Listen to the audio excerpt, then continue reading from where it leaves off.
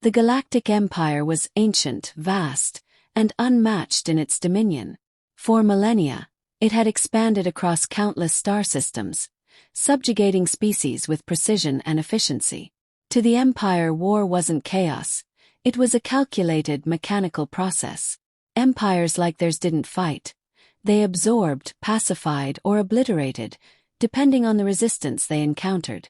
There hadn't been true resistance for centuries, only fleeting struggles from minor species that lacked the ambition to truly challenge their rule. When humanity first emerged on their galactic radar, it barely registered as a curiosity. Primitive bipeds, recently mastering faster-than-light travel, with technology centuries behind the Empire's own. Their species seemed fractured, divided into independent nations, each competing for dominance. Yet, they were minor species on the periphery of the galactic stage, too far removed from the Empire's core to warrant serious attention. Still, procedure was procedure. When the Empire set its sights on a region of space, all potential inhabitants had to be catalogued, categorized, and assimilated.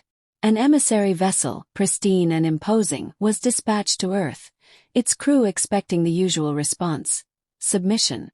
After all, no one had dared to refuse the might of the Empire in centuries. The emissaries arrived in Earth's orbit with a display of power designed to intimidate. Their vessel, a shining monolith, projected holograms of the Emperor's decree across Earth's skies. People of Earth, the message began, deep and resonant. You have been noticed by the Galactic Empire. Surrender your sovereignty, and you will prosper as part of our order. Resist, and your extinction will serve as a warning to others. You have one planetary rotation to comply. The emissaries assumed compliance was inevitable. Civilizations fell into line when they saw the Empire's ships, a spectacle of engineering that seemed otherworldly even to those familiar with space travel. Resistance was a futile notion, especially for a fledgling species. It was a pattern that had repeated endlessly across the galaxy. But when the emissaries received Earth's response, it was not what they anticipated. Humanity had convened in an unprecedented show of unity, representatives from every nation delivering a single, resolute message. No. If you come for us, you'll regret it. The Empire's reaction was laughter. A minor species daring to defy them. The very idea was absurd. They assumed it was either desperation or arrogance, a hollow threat from a species that didn't understand the gravity of its situation. The Emperor himself remarked, "Humans will be a reminder to the galaxy of what happens when the weak overreach." Orders were given to prepare the fleet for a demonstration of force. A single detachment would suffice. After all, this wasn't a war. It was an inevitable annexation. The Empire expected Earth's defiance to crumble under the weight of its technological superiority. They anticipated surrender after the first show of strength. What they didn't anticipate was what humanity truly meant when they said, "You've never fought humans before. You're not ready." The Empire, stung by the unanticipated resistance, responded with fury. Their fleet arrived in full force, blotting out stars with the sheer number of ships. Massive carriers deployed waves of drones and fighters, while their flagship, a behemoth bristling with weaponry, loomed ominously over the battlefield. This was no longer a mere annexation, it was a lesson. The Empire intended to make an example of Earth, to crush humanity so utterly that no species would ever dare challenge them again. The first wave of their attack was devastating. Orbital bombardments hammered Earth's surface, targeting key infrastructure with unerring precision.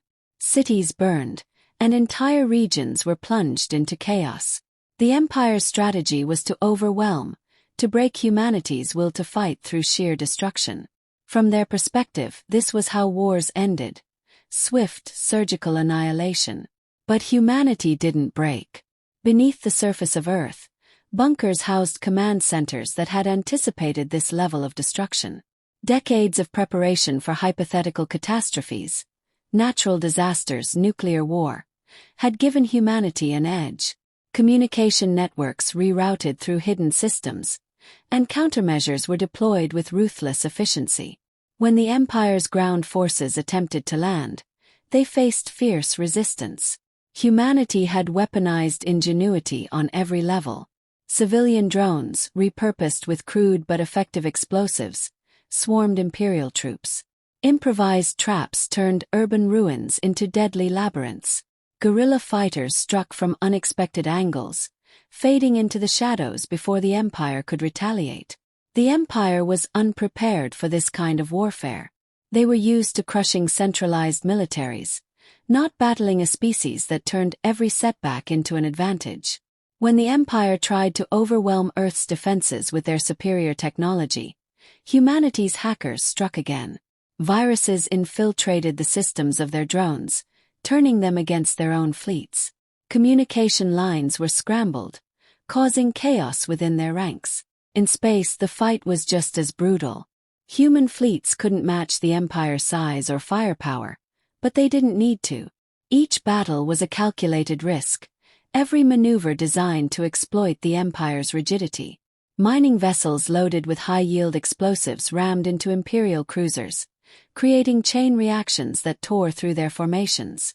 Small, fast ships used the debris fields around Earth as cover, darting in and out to launch precision strikes. The turning point came when humanity launched a counteroffensive. They had spent weeks gathering intelligence on the Empire's fleet movements, learning their patterns, their weaknesses. Using this knowledge, a task force targeted a critical supply depot orbiting one of Jupiter's moons. The operation was bold, almost reckless, but its success was undeniable. The depot's destruction crippled the Empire's ability to sustain their offensive, forcing them to retreat and regroup. For the first time in centuries, the Empire tasted defeat.